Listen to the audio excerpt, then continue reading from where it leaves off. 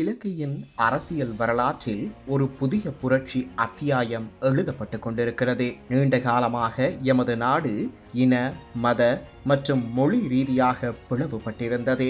ஆனால் இன்று ஜனாதிபதி அனுரகுமார திசாநாயக்க என்ற ஒற்றை பெயரின் கீழ் நாடு முழுவதும் கைகோர்த்துள்ளது.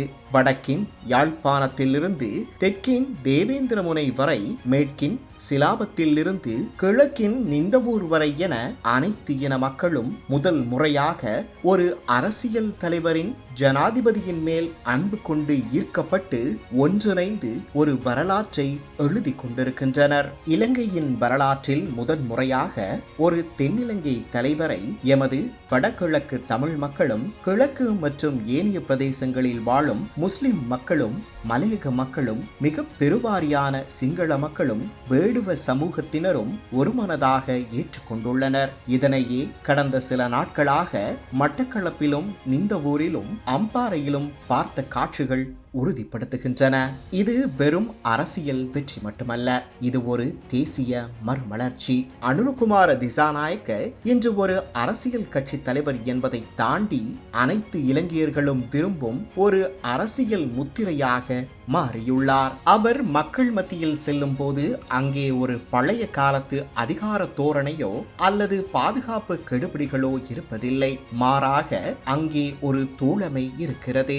மாவட்ட அபிவிருத்தி குழு கூட்டங்களில் அவர் அரசு அதிகாரிகளுடனும் மக்களுடனும் மிகவும் சிநேகபூர்வமாக பழகுகிறார். கடந்த காலங்களில் ஆட்சியாளர்களை கண்டால் பயந்த மக்கள் இன்று அனுரவின் வருகையை கண்டு மகிழ்ச்சியும் பொறுப்புணர்வும் கொள்கின்றனர். அவருடைய ஆட்சியில் பயமோ பீதியோ இல்லை, மாறாக ஒரு அமைதியான மாற்றமே தெரிகிறது.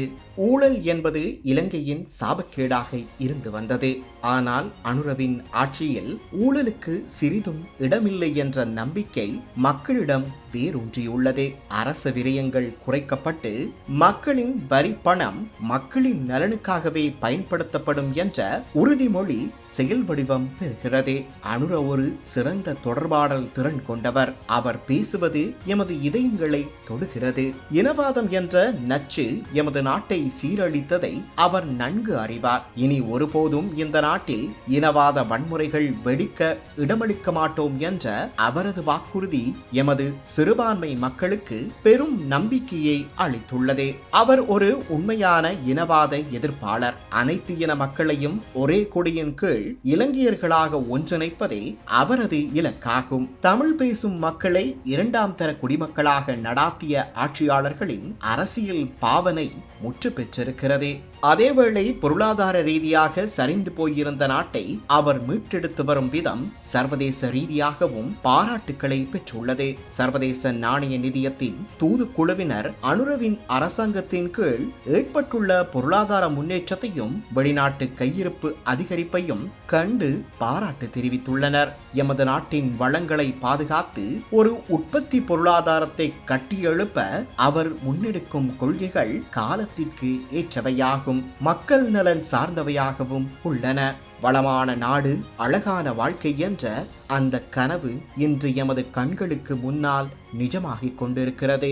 அனுரகுமார திசாநாயக்க எனும் இந்த மக்கள் தலைவனின் பின்னால் நாம் அனைவரும் சாதி, இன, மத, பிரதேச பேதமின்றி ஒன்றிணைவோம். இலங்கை தாயகத்திற்கு வெற்றி உண்டாகட்டும்.